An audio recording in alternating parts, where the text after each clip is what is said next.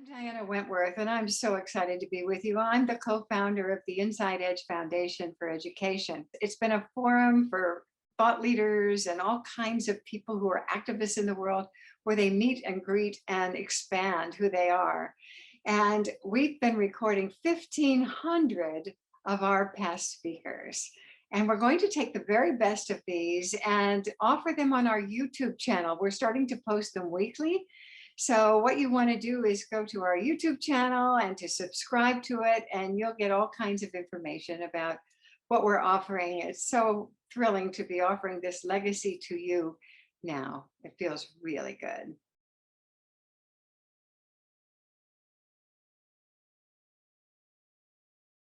On August 1st, 1999, Polly Letofsky left her Colorado home and headed west.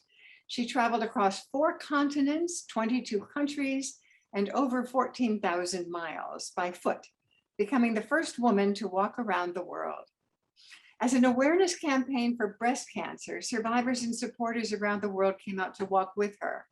Every day she built her own community and collaborated with strangers as they welcomed her into their homes, offered food, accommodation, and friendship. The world had embraced her. But it was never an easy road. Every day, Polly struggled with adversity: floods, earthquakes, languages, muggings, religious riots, and antiquated road signage that left her lost and miles off path. The ultimate challenge came in the middle of Polly's 5-year journey, when September 11th flung us all into crossroads in world history. Her journey became much more than a fundraising event. It became a journey personifying the spirit of commitment and perseverance that will compel us all to conquer life's biggest challenges, one step at a time. So please help me welcome Polly Letofsky. So I am going to start today by giving you the answers to the top 3 most frequently asked questions, all right? Because I know what they are. So let us begin. The answer to the number 1 most frequently asked question is 29. The answer to the most frequently asked question is 29. The question is, how many pairs of shoes did you go through? It was actually 28 until the very, very last mile when some friends of mine gave me a pair of ruby colored shoes with the theme, "There's no place like home." So the answer is actually 29 officially, although that last pair was only a mile. The answer to the second most frequently asked question. You ready? The answer is I flew. What's the question? I know you're all going to ask me this. Yes, across the ocean. That's exactly right. How did you get across the water? So when I'm feeling a bit like a smart ass, I say I walked. I walked on water. But yes, according to the Guinness Book of World Records at the time, because this has changed, but at the time, to say that you've walked around the world, you need to start and finish in the same place. You need to walk across at least 4 continents and at least 14,000 miles. So according to those guidelines, which I chose to go by, you just fly from continent to continent. So, and the answer to the third most frequently asked question is, I'll never know. Yeah, it's something I've obviously perused and thought about over the miles and the years. What possessed me? Why couldn't I give up this compass that was in my head, this drive? And I don't know. But I can tell you how the seed was initially planted. And that was back in the summer of 1974. I was 12 years old growing up, and in Minneapolis. I was in South Minneapolis. And that was the summer that I started to discover the world, that there was this whole big world going on around me that was well beyond my friends and neighborhood, where we would go biking and make up games and climb trees, etc. And I started to discover the world by the newspaper. So every morning I would go scoop up the Minneapolis Star and Tribune like I was grown up, you know, and I would sit at the breakfast table reading the newspaper. And I was reading about places I'd never heard of before. Being in 1974, it was places like Vietnam and Cambodia, Thailand, reading about these places that kids are living a very different 12-year-old's life than me and my buddies who are, again, playing tag and, you know, having fights and making up rules in the middle of the games. And that was our big drama. And then one day I'm reading the newspaper and I see this big photo of this man walking down an empty highway, and he's pulling a buggy behind him. And the caption said, David Kunst walking down Highway 6 in Colorado on his way home to Minnesota to become the first man to walk around the world. And I remember exactly where I was. And I'm like, wow, I didn't know you could think of such a thing if you were from Minnesota. So, that was amazing to me. And this guy in some little itty bitty town in Minnesota was out there walking around the world. And that just fascinated me, staring at that picture, thinking how powerful taking one step is. The power, the magic in the single step. That when you take these steps one at a time, they can become so powerful that they can serve as your transportation around the world, across borders, through different terrains, through different cultures, with different languages and different peoples and religions and ideas, histories. That just fascinated me. So I remember just going, that's what I'm going to do when I grow up. I'm going to go see the world by foot. But that was dreaming pretty big for a 12-year-old in 1974. So I kind of tucked that idea away in the back of my head. And fast forwarding ahead, 20 plus years, life's journey had brought me to living in Colorado. I was living up in Vail, the mountains, although I live in Denver now, but I was living up in the mountains at the time. And there was a year in my life when a number of women in my immediate world were being diagnosed with breast cancer. So this idea to walk around the world had always been with me, but it was so far outside the box that I just thought, it probably will never happen. But it got more and more into the forefront of my mind as I started getting older. And I remember walking home after hearing another person in my immediate world had just been diagnosed with this thing called breast cancer. So I was walking home one night. I had a 2-mile walk home every night.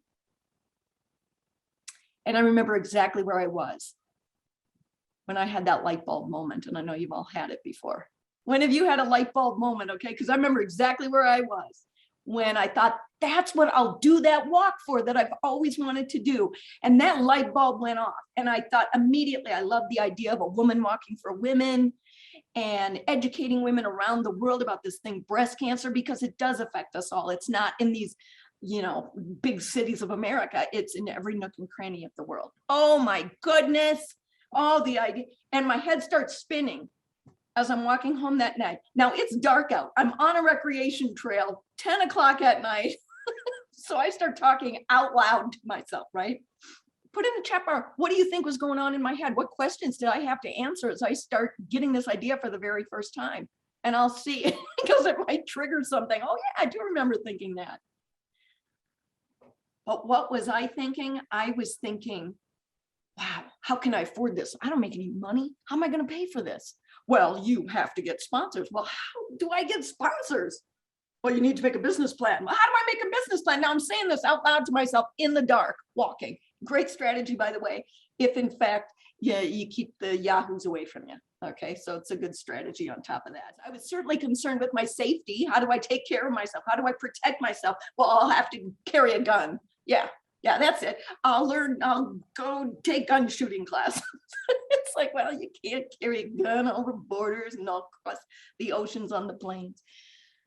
So I thought, do I take a dog with me? No, you can't take a dog with you across borders. Well, I'll learn Taekwondo and not be stupid. These are my big plans. All right. So over the course of that 2-mile walk home, I started all the questions, about the languages and the visas. How do I get across borders? And how long will this take? And what foods can I eat? So it was that night walking home that I started planning my global walk for breast cancer. So over the course of 3 years, I started getting all my plans in place. I got to tell you though, that first year, I was calling all kinds of people, trying to get sponsorships, and got none. I mean, I didn't even get a return phone call. And I remember finally, after a year and a half, I remember one day that I felt this sting of discouragement. Like, wow, is it true? Is it true that this can't be done? If no one thinks it can be done. Now I'm seeing it perfectly clearly. But if no one else can, and of course, everyone in the world knows more than me, what makes me think I can do this if no one else can see it as clearly? Maybe I'm missing something. Maybe I should just believe them. Maybe I should let it go. So I did. I let it go. And that day where I decided to let it go, I had this part-time job at night, and it was at a hotel front desk. And my job that night was to sit in the back of the room and file reservations. Okay, this is 1997, and it was right before the computer age swept the planet. So if you remember filing cabinets, right? So my job, boring, redundant work, filing reservations. And I am pouting, filing, pouting, stupid life, you know. And right in the middle of this pile of reservations, popped up this 8.5 by 11 white sheet of paper that simply said across the top, definition of commitment. When you find a way over every hurdle in your path, and nothing but success is an option. Commitment. And I stopped my filing. I was like, where did this come from? Now, under any other circumstances, any other timing, I would have got, oh, what the heck is this stupid piece of paper, and thrown it away. But it's what I needed to see at the exact right time. And I picked up this piece of paper and I read it again. Commitment, when you find a way over every hurdle in your path. And I take it over to my colleague who I'm working with, and I was like, is this yours? He looks at it, he's like, no, what do I care about commitment? I was like, oh, well, good argument. So I took that, I still have it tucked away in all my records now, definition of commitment. So I was sitting in that back room by myself, and I was embarrassed. I was embarrassed to myself. I'm all alone. I was embarrassed that I'd had this dream my whole darn life. And the very first hurdle that got in my path, I'm ready to give it all up. How embarrassing. I tell you this, now people ask me this all the time. How many times did you feel like well, I gave it a good shot. I'm done. I'm out of here. Not one single time, not ever did I feel that way. Largely because of that moment when I decided that this is commitment, and commitment's not going to be easy. And I expect and accept the hurdles that will come in my path. But that's all it is. It's a hurdle. So never from that point on did I ever think about quitting again. So over the course of 3 years, I got myself all organized, and I was as ready as I was ever going to be, I'm going to tell you. So you can't plan a 5-year-old bed and have everything perfectly organized. You got to give some leeway, some flexibility. But I knew 3 things. I was very, very clear on 3 things. One is the vision. I was very, very clear on the vision. Daily, weekly, monthly, I was clear on my vision, and I can envision finishing up each day, each goal, and the finish. I could see him. So number 1 was vision. I was very, very clear on my vision. Number 2 is I was ready for hard work. I mean, if you're ever going to take on something so big, and when I say big, I mean having a family, you think everything's going to run smoothly? Getting married, you think everything's going to run smoothly? Starting a business, etc. You better come in with some realistic expectations, or you're really going to get blindsided. So I was expecting those things. I was not going to be blind to those. So I was prepared for hard work and prepared to be, quote unquote, blindsided and ready to react. And number 3, I had the faith. I had the faith that I could take on anything that came in my way, that I had the experience over the course of a lifetime to, accept what was going to be presented in front of my path. So it was August 1st, 1999, that I started with about 100 friends and family, that I started off in Vail and started heading west. And this is a picture of when we all headed out, and I started heading west. And after a mile, they all got a ride home. And I kept heading west, kept marching west.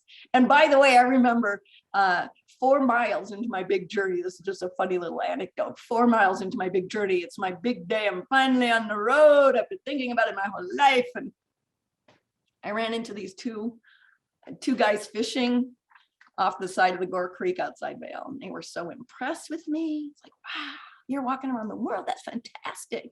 When did you leave? And I'm like, oh, about 10:30. They're rolling their eyes.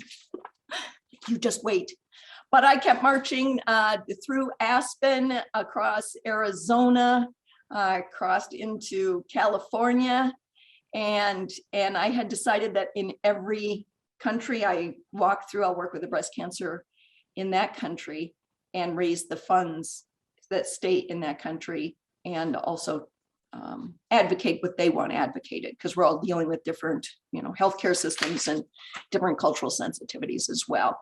So I went through New Zealand and crossed the big pond, as they call it, over into Australia, and started in Melbourne, Australia, which is the southeast corner of Australia, and started to prepare for my 2,000-mile stretch up Australia's east coast. All right. So now, until this point, I had crew support. It was never by design that I have crew support. In my head, since I was 12, I had this vision in my head that I was going to be doing this on my own. But it was just a picture in my head. I mean, who the heck are you going to talk into this, right? So it was just a picture. These people kept landing in my lap, saying, that sounds like fun, I'll go with you. I was like, okay. FYI, not a good hiring plan. All right. Oh, you want the job? Okay. So that never really worked out. And by the time I got to this point, which was 7 months into my journey, I decided I really had to get back to the picture that had always been in my head, and that was to go alone. But in Australia, you've got huge distances between towns, right? Sometimes it's 15 miles, 20 miles, sometimes it's 75, 150 miles, at one point, 350 miles between towns. I can't carry that kind of weight on my back for a backpack. So enter Bob. And this is Bob. Bob, if you guys have babies, grandbabies lately, Bob is a baby stroller.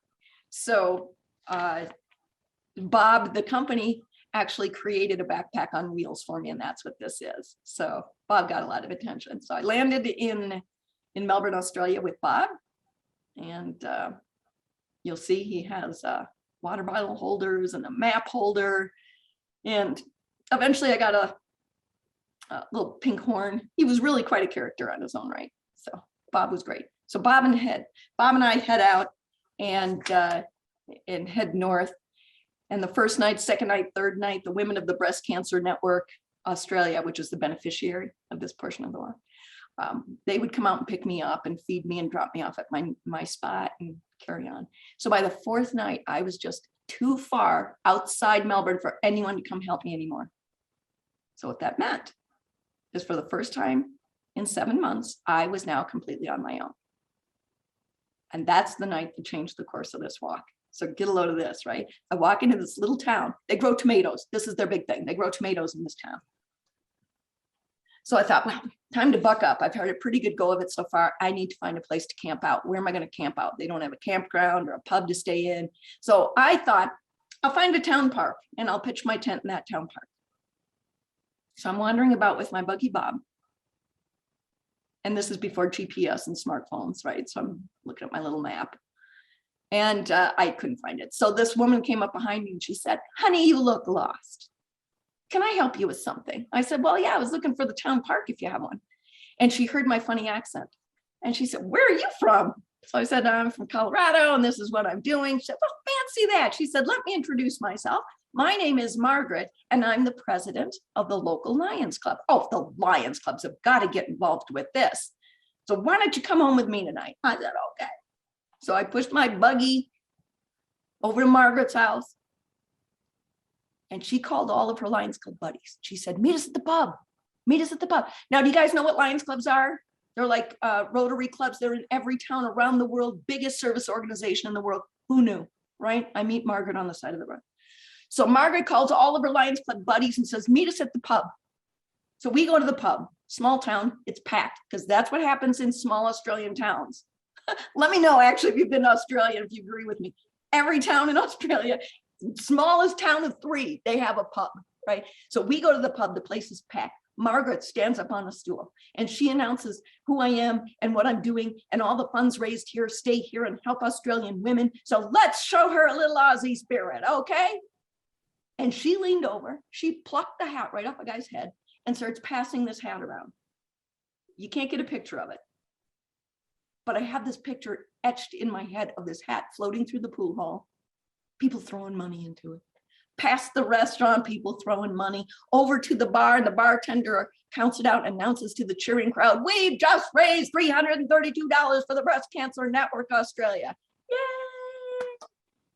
They pat me on the back telling me what a great job I'd just done. I was like, oh, thank you. I stand on street corners looking oblivious with great skill. Thank you very much.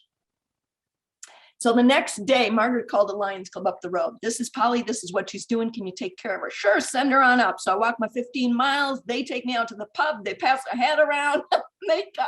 They called the next Lions Club. They took me out to the pub, pass a hat around, and then started a 2,000-mile pub crawl up the east coast of Australia. Crazy, right? So not only did the Lions Clubs help me stay safe, they became my protectors and my cheerleaders, and they would just take such good care of me. I'm like, who the heck needs crew support when you've got this whole country rallying behind you?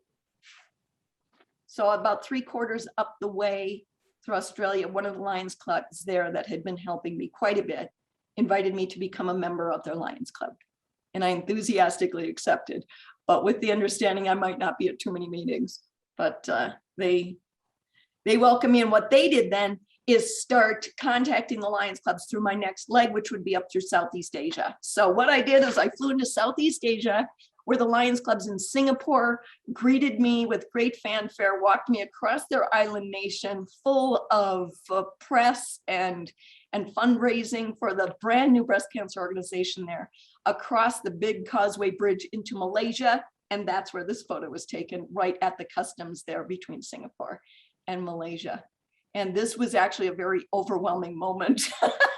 I hope I'm hiding it well, but I didn't expect that and went, oh, wow, why are all these people here? Oh, they're for me. But Malaysia, as it turns out, their Lions Clubs are enormous.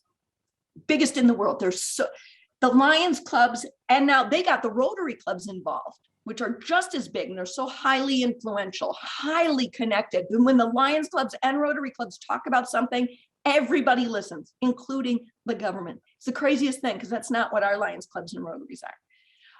But there's such a big deal there. So highly influential, highly connected, etc. So there wasn't a step that we took where they weren't giving out brochures and doing press conferences and media and educational forums from village to village, where they would invite doctors to come in and talk about breast cancer, because they didn't have a breast cancer organization there. And there are 5 languages in Malaysia. This is one of my big turning points. 5 languages in Malaysia. All 5 have a national newspaper that represents them. All 5 of those newspapers were covering the progress of this walk and really starting to talk about breast cancer. And because it was such an onslaught, by the time I hit halfway through the country, which was Kuala Lumpur, which is their capital, halfway through the country meant for me 1 month of walking. So it only took 1 month for this thing to just explode. So by the time I hit Kuala Lumpur, I walked into this town and there was big fanfare again. I'm like, who's this fanfare for? Wow. It was for this walk and what it represented. And one of the members of parliament in the Malaysian government came out to greet me and officially declared it the start of a breast cancer awareness campaign in their country. Now, I know all of us are old enough to know that a lot of people say things and they don't follow through. They don't mean them, whatever. This woman meant it, because we stayed in touch over the next year, and she had started a breast cancer campaign where she was lobbying for the government to give a mammogram for every woman between 50 and 63. And so that program went through. So that was all very exciting. And this is my first Muslim country. And I'm thinking, wow, everyone told me I had to, cover up, and they don't want to hear from no American white girl and all the rest of it. And the success was stunning, overwhelming. This is an overwhelming moment in my life, that 2 months, absolutely overwhelming. Hundreds of people walking every day. It was like Forrest Gump out there, seriously, Forrest Gump. It was crowds of people every day, all day. And I thought, wow, it's not what I'd been told. And maybe I really could make a difference. In 2 days, after I met that woman on the side of the road that officially made it a breast cancer awareness campaign, 9/11 struck and threw us all into this crossroads in world history, my first Muslim country. And talk about a switch. Immediately, the US State Department issued a warning to all US nationals overseas to keep a low profile. So very suddenly, overnight, I became keenly aware that I was no longer this woman walking for women. I was clearly now an American woman with a Jewish name, walking through a Muslim country, talking about breasts. So that's where I was. But everything had to come to a halt. The educational forums, the press, it had to come to a halt because of safety issues. Suddenly there were, well, there's this whole list of things that will, things that happen that will never be explained or solved or anything. And one of those things was right after 9/11 in this episode, where suddenly there were police at my door every night. The Lions clubs would always put me up at some hotel. And right after 9/11, it was about 2 weeks where there were guards at my door. And either they didn't tell me why or they didn't know why. But was there an immediate threat, or was it just a precaution or whatever? I don't know. So this time period was remember those first days, we didn't know what was what. So do you have a knee-jerk reaction? And I'm out. But these are our challenging times, right? We don't get to always choose when they are, but they are times of growth. And sometimes we look back at what are the times of the biggest growth. Of course, they are the most challenging. And boy, this sure was. And I know this was a very big moment in my life. And everyone was calling, emailing, what are you going to do? You're going to jump on an airplane and get back to the States? And I thought, no, I knew these things were going to happen. It's not a time to have a knee-jerk reaction and run. Let me calm down a minute. And these are the times. Okay, this is the biggest lesson in 2 words. You ready? You don't need to walk around the world for this one lesson. You ready? Reach out. That's it. Reach out, ask for help, have a powwow, have a brainstorm. You can be the CEO of your own position, your own company, your own life, but you never ever have to do it alone. So here I am, surrounded every day, all day, with these largely influential, highly connected people. So one morning at breakfast, I asked the Lions clubs, do you think you could help me contact the International Lions Club president and ask if he might consider an international sponsorship? So it doesn't do this, county to county, region to region, sending me, but in fact, I can start now from the head down. They said, okay, we'll give it a shot. So I met him for dinner and they said, he loves the idea. He's on board. He's going to start contacting all the Lions clubs through your route, contact them all, and they'll be ready for you. And they'll take care of you, because they knew I was in a dodgy situation, being this little Jewish American girl walking through the Muslim world and certainly Southeast Asia, etc. So the Lions were on board. And as I headed north into Malaysia, I knew I had that foundation and that sort of strength behind me, someone to always turn to. So I continued up through northern Malaysia, in through Thailand and on to India. Can I hear from you guys who's been to India? I saw a couple of you at the very beginning had been to India. So I do want to have a chat with you, especially if you're women going through India. But as I was getting closer to India, people were giving me the heads up, oh, India's going to be tough. It's going to be tough. Now I'm getting scared, right? So it's immediately after 9/11. But then I thought, well, where does fear come from? It comes from the unknown. So here's my great plan. Get to know it. So I'm reading the guidebooks. I'm talking to all the Indian people that I met through Southeast Asia, very big, large population of them. And I was as ready as I could ever be. Now, especially those of you who have been to India, I think you can attest to this. There ain't nothing that's gonna get you ready for walking across India alone on foot as a woman. I mean, you're going down. I don't care who you are. You're going, I'm not, playing the gender card here. But if you're a woman, you're going to get hassled and harassed and poked at and chased and hissed at. It is what it is. Okay. It's one thing to talk about it and think you're prepared for it, but it's quite another to be in the middle of that all day, every day. And again, the timing in this, 9/11's just happened. The world is now at war in nearby Afghanistan, and the riots are starting. Now, India is a predominantly Hindu country, but very large Muslim population, particularly in the center and north. And that's where I was. I was going right down the center from Calcutta to Mumbai. I don't know if you can see my little pointer here, but Calcutta, it's over here on the right. And then there's a road that goes right pretty much down the middle over to Mumbai, which is over here. Okay. Largely tribal area. Never seen a woman alone before, let alone a white woman before. I mean, they're probably still talking about it. Do you remember the day? But anyway, yeah, so riots were going on here right through the center of India. In fact, I'd been on my way to Pakistan when, if you guys remember the Daniel Pearl drama, remember the Wall Street journalist who had been kidnapped and beheaded? That had happened when I was on my way to Pakistan. So they closed the borders down. That's why I didn't go through Pakistan at all. After that, Daniel Pearl thing, the war is rumbling in nearby Iraq, starting to be talked about. So they just shut the border down.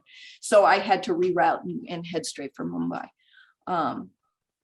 But it was just walking on the roads, was crazy town. I mean, you have got the rickshaws and the ox carts and the family of 5 on a motorbike. You've got the goats and the cows and the chickens crossing the road, and driving on the left is only a suggestion. And through every ounce of energy and commitment that I had in this little ass body, I kept getting up to that 4 a.m. call to prayer every morning. I started putting one foot in front of the other. Temperatures at a low were 108, at a high were 118. So I had to go earliest in the morning as possible. So I made it to the center of India. And I saw myself in a mirror for the first time in like 6 weeks. And I was ugly. I mean, full on, can't even be offended if someone calls you ugly, kind of ugly. You're like, you're ugly. I know. I had lost like 25 pounds. My hair was falling out from the stress, and I had mosquito bites all over me.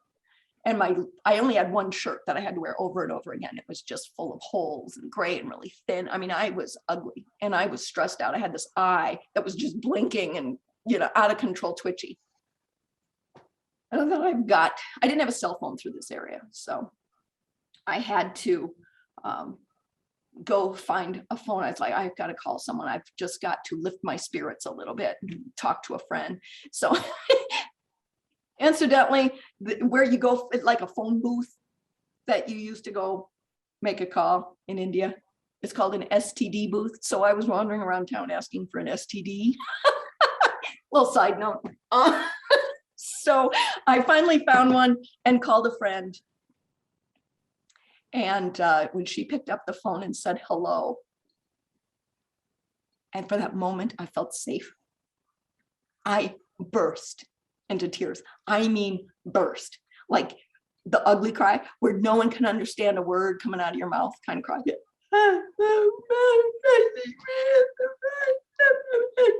She says, why don't you just come home? Come home? No, I'm miserable. Let me vent. I'll get through this. Because I'm working for women going through breast cancer. They can never go, well, I'm done with this nonsense. I think I'll just fly home to my cozy life, pre-cancer diagnosis. And me and that friend talk about that phone call all the time to this day. But it was a game changer. But it was clear I needed some help. So I sat in this town that was big enough to have internet cafes and internet access. And I thought, what do I need? Time to think outside the box. I got 6 weeks left. How do I make it to Mumbai? And it hit me. You know what I need? I need a man. I need a male species standing next to me at all times. Like, you don't even need to do anything to be there. Because if I'm not a woman alone, then they won't hassle me and harass and chase and hiss. And, well, this is a fantastic idea. So where do I find a man in the middle of the tribal regions of India? And apparently, like you find anything today, you Google. So I sat in the internet cafe, and I'm using that term loosely, as the goat was underneath my chair, nibbling at my ankles. And I Googled rent a man /India. But anyway, I did find, when you rent a car in India, it actually comes with a driver, right? So that's what I did. And some guy came up from South India. Oh, he understands your Westerners very, very much. It's like, well, send him up. So he comes strolling up, and Shankar drove right behind me at 3 miles per hour for 6 weeks. And I remember saying goodbye to him in Mumbai. But he had to drop me off like on the outskirts of Mumbai. So I had to walk into Mumbai by myself. And I remember he said, oh, I understand there are lanes there and I am meant to stay in them. He just couldn't handle lanes and stop signs. So he's like, I'll drop you off here. So I remember saying goodbye to him. And I was like, oh, thank you so much. It really helped. I wasn't hassled and harassed and poked at and chased. He said, that's because they hassle me. All the people, they say to me, why is your madam angry with you? Because he's driving, right behind me as I'm walking really fast. So it looked like I was just some angry wife or something. So anyway, I learned a lot from India. And boy, if you ever want to challenge yourself, just fly into the Calcutta airport, fly into town for a day and fly home. It's a life changer, okay? But I had to fly over the Pakistan, like I said. So I landed in Turkey and carried on through Turkey. All the weight came back on, and food was delicious. People were lovely, and I had a lovely time. And then up through Europe. And Europe was one of my, had gotten overwhelming. And I hit Europe and didn't hear anything from anybody, not one single, press interview. And I got no Lions support at all. And I thought, well, okay, then I'll take this as a different kind of journey. I'll be on my own as I had always envisioned. But it was tough because a lot of youth hostels in Europe don't take you if you're over, 26? And I certainly couldn't afford hotels. Campgrounds often said they wouldn't take my tent. They're an RV campground only. It was hard to even find a place to stay. So I was free camping across Europe. Free camping means, wherever you land, you pitch your tent in the forest or behind the, cornfield, or big floppy tents or big floppy trees. You could just tuck yourself under. That was always nice. And I never was very good at that. I was convinced every creak in the branches of a tree were aliens coming to snatch me and take my brain. It's like your imagination really gets carried away when you're half tired anyway. So I was looking pretty nasty by the time I hit Northern Europe, and my morale was plummeting. The world was now at war in Iraq. And I had to make a beeline for England as fast as possible. And the day that I arrived into Dover, England, I got to tell you, was one of the great days of my life. I walked off that little plank. When you walk off the boat across the English Channel and you walk into Dover, and all the Lions clubs were greeting me, and they just said, "Let's go to the pub, my people." And they just picked me up again, and all the breast cancer work started up again. And it rained every single day across England and Scotland and Ireland. And boy, I didn't give two hoots because people were nice to me again. And the British, so lovely. They staggered their pubs so considerately for me. Every 7 miles, I could pop into a pub every 7 miles. sit down and have my tea. So my morale was up again, but the Iraq War had begun. It was a very tough place to be. And usually the reporters that were doing a story on this, they were very good about, because I would ask them, please don't say that I take donations, because the last thing you want is, yeah, I'm loaded with cash over here and I'm taking the side road. And so they were very good about that. And I tried to tell them, please don't, just calm down this American thing, just because I'm proud to be an American, but it's just that whole thing about, the Iraq War had started and people were so pro and con and whatever. Well, one time they let it slip, and someone did, in fact, come down this rural road and get me against a tree and insist that everything was my fault. So it was a tough place to be. And I was ready to go home. It had been years. It had been 3.5 years overseas, and America had been through a lot in those years. Between 9/11, the war in Afghanistan, the war in Iraq, and anthrax, and it was a tough time. But I was nervous to go home. I remember being very nervous. Like, what if America had changed to the point where I don't recognize it anymore? So it's very real. But when I arrived into New York City, and that bus turned into 42nd Street, and the lights were waving from every conceivable flagpole through Times Square. I mean, I just fell in love. And that twitch I'd had in my eyes since 9/11 just kind of, 1,000-pound gorilla sort of fell off my shoulders. As I started heading west across this country, I feel so blessed. It was the time of my life. I felt like this was my celebration for the perseverance through the aftermath of 9/11, the surprisingly difficult India. And I had persevered, and this was my prize. This was my prize. I got to see, after 4 years total, and seeing the cultures of all these other areas, and now seeing my own. And as I started heading west through New Jersey, I started at ground zero, and I went across New Jersey, Pennsylvania, upstate New York, across Ontario, Michigan, and Wisconsin. And I crossed the border into Minnesota, where the Minneapolis Star and Tribune greeted me with a front page cover story.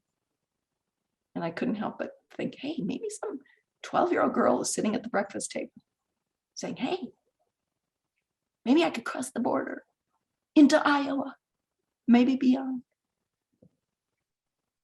And I turned left and I went down the Mississippi River Road and across Kansas, Missouri, and back into Colorado. It was July 30th, 2004. That is 1 day shy of 5 years, if you're paying attention, that I walked back into Vail, bringing this global walk to a full circle at 14,124 miles, 29 pairs of shoes, 22 countries, and raising over $250,000 for 13 breast cancer organizations around the world.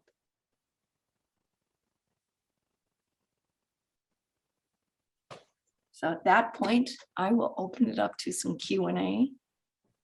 Okay, well, that is so amazing. I think I speak for everyone. That was just jaw-dropping. Would you tell one more story, Paul? Because in your book, that story you tell at the beginning of the book, in India, where yes, the flying cow. Yes, I mean, really, just tell them. I mean, this is the most astonishing story. I don't even know how you kept going after this happened. Do you mind if I read it? No, I think it's amazing. Yes. It was March 28th, 2002, a typical 110-degree day near Kandali, India, when Shankar, the temporary crew support I hired to help me survive the last stretch of India, pulled up next to me. He said he'd be right back. He was just going to go fill up the car with petrol. Please don't go. Please, please don't go. I begged him. Whenever you leave me, the men harass me and hassle me and harass. Please don't go. Oh, stop it. You're being very silly. They are very friendly to you. You'll be just fine. I'll be just 5 minutes. Hurry, I yelled after him as he disappeared around the bend. At that moment, a A truck roared around the same corner and headed in my direction. The truck was so overloaded with its cargo of oranges that its burlap tarp was bulging over the sides. When he hit the curb, it sent him into a wobble that caught him up into two wheels and sent him careening out of control. I stopped walking and watched as he skidded to the left, to the right, to the left, and smack into the cow. The cow came flying through the air right toward me. Oh, good God, I thought, please don't let me die like this. How will my dear parents take the news that I was killed by a flying cow? I threw my hands over my eyes and ducked. The cow dropped a few yards ahead of me and bounced on the flat top, dead. I stood with my mouth agape, unable to move, though grateful that my obituary did not include farm animals. Within seconds, I watched as the Hindus raced out of the village to the dead cow, weeping, praying, grieving over her holiness. The Muslims were right behind them, brandishing butcher knives, and I watched as they tore into the cow, blood pouring into the street. Don't look, don't look, don't look, I told myself. But I had to look, and I watched the Muslims lifting slabs of cow onto the backs of their bikes and strapping them down with bungee cords. My stomach came up to my throat and I started gagging. I tiptoed through the blood puddles, dry heaving past the dead cow, and made my way into the village. Immediately on my left was a group of women holding down a goat by all four limbs, and I started walking, talking out loud to myself, don't look, don't look, don't look. But I had to look, and that very moment, a woman cut the throat of the poor goat in what happened to be a religious sacrificial goat killing. The shock of it, while still in the throes of hurling from the cow, launched me into another bout of dry heaves, but I didn't have a moment to recover. A group of men had just spotted me and started yelling, Madam, Madam, one moment, please, Madam. Now all the men in the village knew there was an unaccompanied woman in their midst and sprang out of the woodwork. I picked up my pace, burst into a sprint, running through the village, gagging, blood on my shoes, the dead cow, the poor goat. I might faint. Oh God, don't let me faint. I turned around to judge my progress and saw what appeared to be every male in the village, along with a parade of goats, cows, chickens, and stray dogs too, running after me. Madam, one moment, please, Madam. At the far end of the village, a truck had just plunged off a bridge. Its two back tires caught the railing, leaving it swinging above the creek below. The men and ensuing goats, cows, chickens, and stray dogs immediately changed their focus and ran down to the riverbank to assist the driver as I continued running, heaving, puking out of town, and finally slowed to catch my breath. Within seconds, Shankar drove up beside me. You see, he said, you're just fine. Had this happened to me at the very beginning of my 5-year journey, I would have cried uncle. All right, never mind. I'll take that job back, please, and the condo too, and would have found a way to live happily beneath the weight of a dream unfulfilled. But by that date, in March 2002, I had been on the road for 2.5 years. Though I was unaware of it at the time, it was exactly to the mile 7,062, halfway through my walk around the world. And I had come to accept, even expect, the loony and exasperating demands of the road. Heck, even the good times were demanding. But when people ask, did you ever feel like quitting? I can honestly say no, not once, not ever. Not even the time I was nearly killed by a flying cow. So that's the Yes, I love preface that. for You you. know, I often advise people to start their book or their story with the most exciting moment, you know, or the most dramatic moment. And I think you did the perfect job with that one. It was just very compelling. Polly, what's coming up for you? How can we interact with you? Tell us a little bit more about that and your Sure. website. Mhm. Yeah, I have a website. You know, I actually don't, well, can I tell a story in 2 paragraphs? Oh, sure. Is that, you know, it took me 5 years to walk around the world and then 6 years to write the book about it. And I handed my book to a crooked publisher.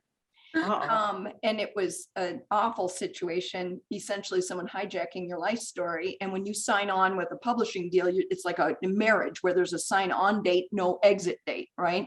So you don't get out of that deal unless there's screaming and crying and money and attorneys involved. So I did that and ran from that situation and eventually started my own publishing company. So I went on to publish my own book under my own publishing company. And then I started helping other people. So I started My Word Publishing. Oh, here's the sign right here, My Word Publishing, 9 years ago.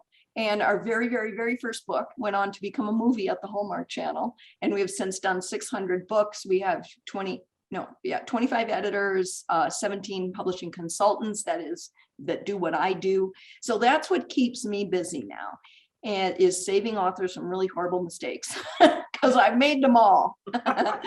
So, it's a kind of a funny bridge, if you will, from a childhood dream to walk around the world to owning a publishing company.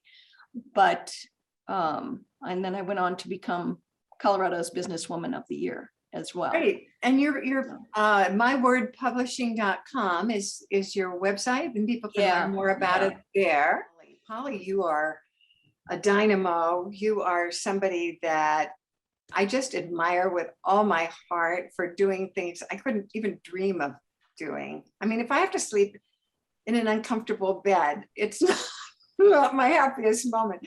So if I couldn't have a shower or wash my hair, or have lipstick, for God's sake, I never go anywhere without lipstick. So that would really be challenging for me. And you just totally inspired all of us. I'm thrilled with you, and we thank you. I know everybody thanks you with all their hearts. Thank you. Such a pleasure. Thank you.